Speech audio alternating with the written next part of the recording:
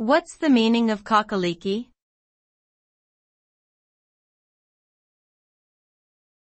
Cock-a-leekie.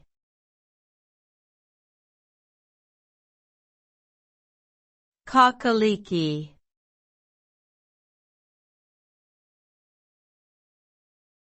Cock-a-leekie.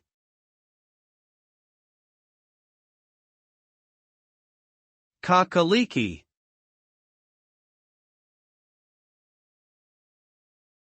Cock-a-leekie is a Scottish soup dish made with chicken, leeks, and sometimes rice.